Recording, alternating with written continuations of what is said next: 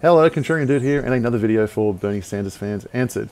Bram, SLI1, writes, first off, a libertarian form of economics is precisely what people like the Koch brothers are hoping for and trying to bring about.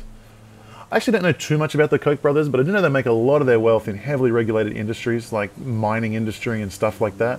And I know that during the Ron Paul campaign, there were only Koch brothers handing over hundreds of millions of dollars. Ron Paul, remember, was trying to eliminate the IRS, drastically cut taxes for all, and he wasn't getting any support. In fact, the entire Republican machinery fought against him tooth and nail. As I've stated many other times in this channel, the mega wealthy love big taxes because they're never the ones who pay them. It's always the middle class who pays for them. The reason for this is, without any regulations to stop them, they'll be able to reduce their liabilities and exponentially increase their wealth. Okay, so this comes back to one of those fantasies that we get taught in government-run schools. Without the government to protect us, the rich will get richer, the poor will get poorer, and the wealth divide will increase. The current wealth gap is as high as it's ever been. It's increasing rapidly, but it's doing this because of the expansion of government, not because of the reduction of government. It is true to some extent, but it is far more true in a highly regulated environment. The highest ROI you can possibly spend as a business person is lobbying. Yes, bribe a politician to give you some special privilege, some special favor, and that ROI is in the thousands of %. In the free market, you have to be very, very creative and think of ways to deliver massive value to people in order to become wealthy.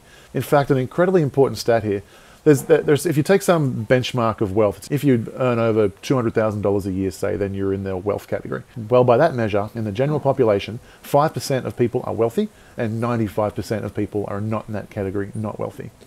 If you go and take a look at people who have won the lottery, from millions of dollars to hundreds of millions of dollars and everywhere in between, what you find is that within 5 years, those ratios have reverted back to the exact same ratios of the general population.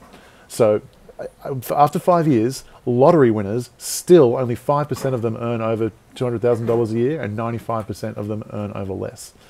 The reason is that the skill level and the mentality and the education and everything else is exactly the same. The people who are going to be poor become poor anyway, even if they're given millions of dollars, because they squander that money. They don't know how to deal with the money. And the people who were going to be rich anyway but had nothing, well, it didn't matter that you gave them the money because they were going to make it anyway. Money does not make you rich. This is one of the biggest fallacies that they force down your throat at schools. Money does help you get rich in this environment of massive government, redistribution of wealth, high taxes, socialism, and everything else. Yes, because you can bribe politicians to get special privileges and things like that. But in the free market, the only way to make money is to deliver massive value to your customers. That's it.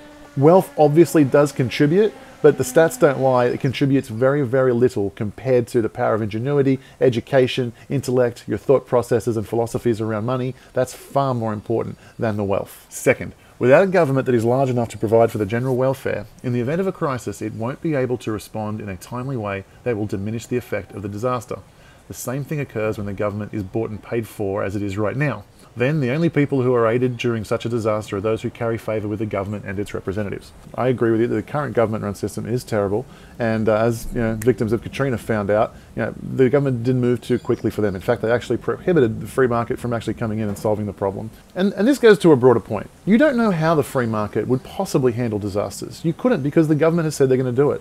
What they do is they take your money, they say, don't worry, we're going to handle this, you shouldn't worry about this in any way, shape or form, we've got your back. Well, as a result, people are lulled to sleep. Then what you're going to find is that the free market can't possibly step in and solve that problem. They can't step in with disaster relief stuff because there's no market for it, because the government has captured that market. So therefore, you have absolutely no idea how efficient the market could be at responding to a crisis. I really hope you've enjoyed this video. Please click around this playlist, which is Bernie Sanders Fans Answered. I think you're going to really enjoy some of the answers that I give to some Bernie Sanders fans. Like this video, share it, subscribe, and I'll see you soon.